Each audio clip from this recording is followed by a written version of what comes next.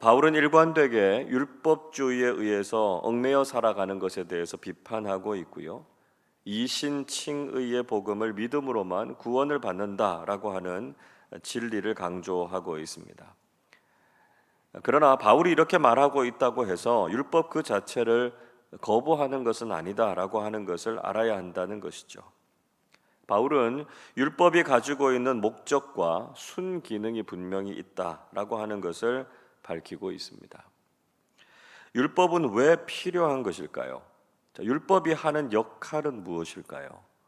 19절의 말씀을 보십시오. 그런즉 율법은 무엇이냐? 범법함으로 더하여진 것이라 천사들을 통하여 한 중보자의 손으로 베푸신 것인데 약속하신 자손이 오시기까지 있을 것이라 말씀합니다. 바울은 율법이 무엇이냐? 이렇게 질문하고 있죠. 율법은 범법하기 때문에, 즉 법을 어기기 때문에 주어진 것이다. 이렇게 말씀하고 있습니다. 즉 율법이 있기 때문에 인간이 죄인이다라고 하는 것을 알게 된다는 것이죠. 예를 들면 우리가 교통법규라고 하는 것이 없으면 교통위반을 했다라고 하는 것을 어떻게 알 수 있습니까? 우리가 교통위반을 하면 교통순경이 와서 교통법규를 어겼다라고 하는 것을 알려주지 않습니까? 죄를 지은 사람들이 재판을 받을 때도 판사가 법 조항에 근거해서 그 사람이 유죄임을 선고하는 것이죠. 율법은 우리가 하나님의 법을 어긴 죄인이다라고 하는 것을 깨닫게 해주는 것입니다. 즉 율법이 있기 때문에 우리 인간이 하나님의 법을 어긴 죄인이라고 하는 것을 알게 되는 것이죠. 그런데 율법주의자들은 그런 율법의 기능을 잘못 알고 있었던 것입니다. 그 율법을 지켜서 의롭다고 인정을 받으려고 했기 때문에 문제가 됐던 것이죠. 율법은 우리가 다 지켜서 구원을 받으라고 주신 것이 아니라 율법을 못 지키는 죄인이다라고 하는 것을 알게 하시기 위해서 주신 것이다라고 하는 것이죠. 그리고 그 율법의 유효 기간은 예수님이 오시기까지다 말씀하고 있습니다. 약속하신 자손 이렇게 말씀하죠. 하나님께서 보내신 메시아, 즉 독생자이신 예수 그리스도를 말씀하고 있습니다. 율법은 예수님께서 오시기까지만 유효한 것이다 라고 하는 것이죠. 구약 시대에는 율법이 모든 것의 근거가 됐지만 예수님께서 오신 이후에는 율법이 복음으로 대체됐습니다. 그래서 신약 시대를 살아가고 있는 우리가 여전히 율법을 강조하거나 율법에 따라서 살아가려고 하면 안 된다라고 하는 것이죠. 이제 우리는 율법을 완성하고 대체한 복음, 오직 그 복음만을 강조하면서 살아야 된다라고 하는 것입니다. 그러나 복음을 따라서 산다라고 하는 것이 아무런 의무나 책임이 없다라고 하는 것을 의미하지 않습니다. 오히려 율법을 능가하는 그리스도인의 윤리에 대해서 강조하고 있지 않습니까? 예수님의 산상수훈이나 제자도의 가르침이 바로 복음에 합당한 삶을 우리에게 말씀해 주고 있습니다. 그런데 그 기준은요, 율법의 기준보다 훨씬 높다는 것이죠. 이제 우리는 낡은 율법에 따라서 살 것이 아니라 오직 예수 그리스도의 복음에 합당한 삶을 살아야 한다는 것입니다. 바울은 율법과 복음이 서로 충돌하지 않는다 하는 것을 강조하고 있습니다. 21절 보십시오. 그러면 율법이 하나님의 약속들과 반대되는 것이냐? 결코 그럴 수 없느니라. 만일 능히 살게 하는 율법을 주셨더라면 의가 반드시 율법으로 말미암았으리라 말씀합니다. 바울은 율법이 하나님의 약속들, 즉 복음과 반대되지 않는다라고 하는 사실을 다시 한번 강조하고 있습니다. 만약에 율법을 지켜서 구원을 받을 수 있다면 율법을 통해서 의롭게 됐을 것이다 이렇게 말씀하고 있습니다. 즉 율법은 선한 것이라는 말이고요. 우리가 만약에 그 율법대로만 살 수 있다면 하나님 앞에서 의롭게 될 수 있다는 것이죠. 그러나 애초에 죄인인 인간은 율법대로 살지 못하기 때문에 결코 율법으로는 구원을 받을 수 없다는 것입니다. 23절도 이렇게 말씀하지요. 그러나 성경이 모든 것을 죄 아래에 가두었으니 이는 예수 그리스도를 믿음으로 말미암는 약속을 믿는 자들에게 주려 함이라 말씀합니다. 성경이 모든 것을 죄 아래에 가두었다라고 하는 말은 성경이 모든 인간을 죄인이라고 선언하고 있다는 것입니다. 그래서 율법이 아니라 복음을 믿음으로 구원을 주시기로 정하셨다라고 하는 것을 말씀해 주고 있는 것이죠. 여러분, 하나님의 법인 율법은 분명히 선하고 좋은 것입니다. 율법은 우리 자신을 비추어 보는 거울이 되고요. 그 거울에 비추어 볼 때 우리는 죄악투성이라고 하는 우리 자신의 본성을 깨닫게 된다는 것입니다. 그런데 율법은 우리를 구원하는 것이 아니라 절대로 우리 스스로는 구원받을 수 없는 불행한 존재이다라고 하는 것을 깨닫게 해주는 것이죠. 율법은 우리 존재에 대해서 절망을 안겨주지만 복음은 우리에게 놀라운 소망을 안겨주고 있습니다.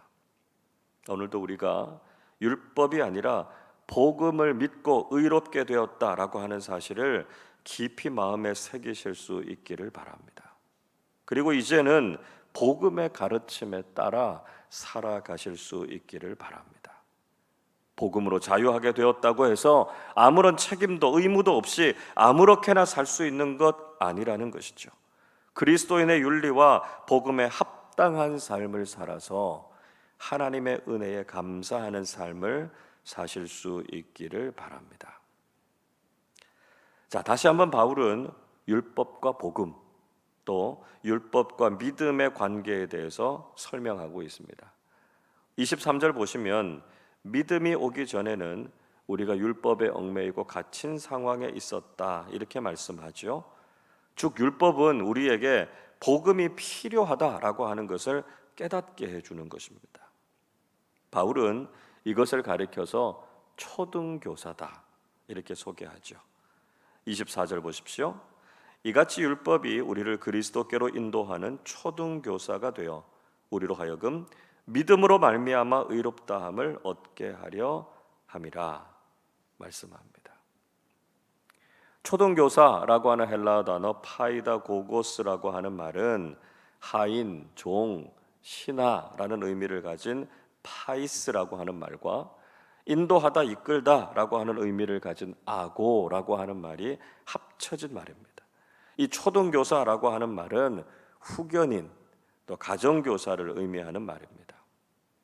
이것은 로마인들과 헬라인들 사이에서 당시의 귀족 계급에 속해 있었던 6살부터 16살 사이의 소년들의 생활과 품행을 가르치는 종들이 있었다라고 하는 데서 유래된 말입니다. 바울은 이런 사람들을 비유로 들면서 율법이 사람들을 그리스도께로 인도하는 가정교사의 역할을 한다라고 하는 것을 이야기하고 있는 것이죠. 그러나 이들이 성인이 다 되고 나면 더 이상 가정교사의 도움은 필요 없게 되는 것입니다. 이처럼 율법도 초등교사이기 때문에 복음이 온 이후에는 더 이상 할 역할이 없다는 것이죠. 그래서 25절에서 바울은 이제 더 이상 우리가 초등교사와 같은 율법에 얽매일 필요가 없다라고 하는 사실을 밝히고 있는 것입니다. 자, 이제 중요한 것은 예수를 믿고 하나님의 아들이 되었다라고 하는 사실이죠. 26절 말씀 같이 읽어보겠습니다. 너희가 다 믿음으로 말미암아 그리스도 예수 안에서 하나님의 아들이 되었으니. 바울은 우리가 예수 그리스도를 믿음으로 하나님의 자녀라고 하는 신분으로 바뀌었다 이야기하고 있죠. 이제는 우리가 율법 아래에 갇혀서 죄와 저주의 노예가 된 것이 아니라 하나님께서 사랑하시고 존귀하게 여기시는 하나님의 자녀가 됐다는 것입니다. 우리의 존재가 복음 안에서 완전히 변화됐다라고 하는 것을 잊지 말라는 것이죠. 우리는 그 누구의 종이나 노예로 살아가는 불행한 존재가 아니라 하나님의 자녀라고 하는 가장 아름답고 가장 행복한 존재가 됐습니다. 우리가 바로 이런 자존감을 가지고 복된 믿음의 삶을 살아야 한다는 것이죠. 바울은 예수 그리스도를 믿는 중요한 방법으로 세례를 들고 있습니다. 27절 말씀도 같이 읽어보겠습니다. 누구든지 그리스도와 합하기 위하여 세례를 받은 자는 그리스도로 옷 입었느니라. 우리는 세례를 받음으로 예수 그리스도와 하나가 되고 그리스도로 옷 입게 됐다, 이렇게 말씀합니다. 옷을 입는다라고 하는 말, 의롭게 됐다라고 하는 말이고요, 신분이 바뀌었다라고 하는 것을 상징해 주고 있는 것이죠. 즉 우리가 예수님을 믿음으로만 의롭게 되고요, 구원을 받아서 하나님의 자녀가 된다는 것입니다. 그 중요한 방법이 바로 세례죠. 간혹 세례를 받지 않고 그냥 마음으로만 예수님을 믿으면 되지 않느냐, 이렇게 말씀하시는 분들이 있는데요, 그건 잘못된 생각입니다. 우리가 그리스도인이 됐다라고 하는 공식적인 징표가 세례를 받는 것입니다. 남녀가 서로 사랑한다고 해서 그냥 같이 살게 되면 그건 동거라 그러죠. 그건 별로 바람직한 것이 아닙니다. 정말 두 사람이 사랑하면 합법적이고 공식적인 절차인 결혼을 통해서 정식으로 부부가 되어서 함께 살아야 하지 않습니까? 마찬가지로 우리도 주님을 믿고 사랑한다면 세례를 받고 공식적인 그리스도인으로 살아가는 것이 중요하다라고 하는 것이죠. 바울은 모든 사람들이 복음 안에서 하나가 됐다라고 하는 사실을 강조합니다. 28절도 같이 읽어보겠습니다. 너희는 유대인이나 헬라인이나 종이나 자유인이나 남자나 여자나 다 그리스도 예수 안에서 하나이니라. 복음은 유대인이나 이방인을 다 초월해서 모두를 다 구원하고요, 예수 그리스도 안에 하나 되게 했다 말씀하고 있습니다. 29절도 같이 읽어보겠습니다. 너희가 그리스도의 것이면 곧 아브라함의 자손이요 약속대로 유업을 이을 자니라. 이제 우리가 그리스도의 사람이 되었기 때문에 하나님의 약속과 유업을 상속받는 축복을 누리게 된다는 것이죠. 우리가 바로 이런 그리스도인의 정체성, 또 그리스도인이 누리는 복, 이것을 기억하면서 감사하는 삶을 살아야 된다는 것입니다. 우리는 오늘 율법과 복음의 관계에 대해서 정리해 보았습니다. 율법은 분명히 선한 것이고 우리가 죄인임을 깨닫게 해준다는 차원에서 아주 중요한 의미와 기능을 가지고 있습니다. 그러나 율법은 우리를 구원하지 못하고 예수님이 오신 이후에 그 율법은 유효 기간이 끝났습니다. 이제 우리는 오직 복음을 믿음으로만 구원을 받고 하나님의 자녀의 신분을 갖게 됐다라고 하는 사실을 잊지 말아야 한다는 것이죠. 더 이상 율법에 얽매여 있거나 율법만을 강조하는 것이 아니라 복음에 합당한 삶, 은혜에 감격하는 삶을 살아가실 수 있기를 바랍니다.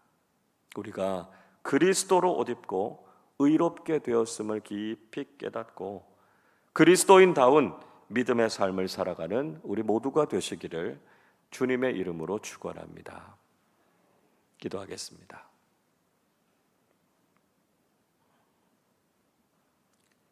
우리를 구원하시고 자녀 삼아 주신 하나님의 은혜에 감사를 드립니다. 율법 아래에서 우리가 죄인임을 깊이 깨닫게 하시고 이제는 복음을 믿음으로 의롭게 되어서 하나님의 자녀다운 삶을 살게 되었음을 기뻐하며 감사하는 우리 모두 되게 하여 주시옵소서. 우리가 예수 그리스도와 합하여 복음으로 의롭게 되었음을 알고 복음에 합당한 삶, 은혜에 감격하는 삶을 살게 하여 주시옵소서. 우리 모두가 복음 안에서 하나가 되었음을 믿고 서로 사랑하고 격려하게 하시고 하나님 나라의 놀라운 유업과 상급이 있음을 믿고 오늘도 하나님 나라를 소망하며 주님께서 우리에게 맡겨주신 귀한 사명을 잘 감당하는 우리 모두 되게 하여 주옵소서.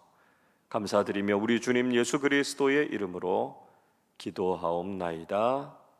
아멘.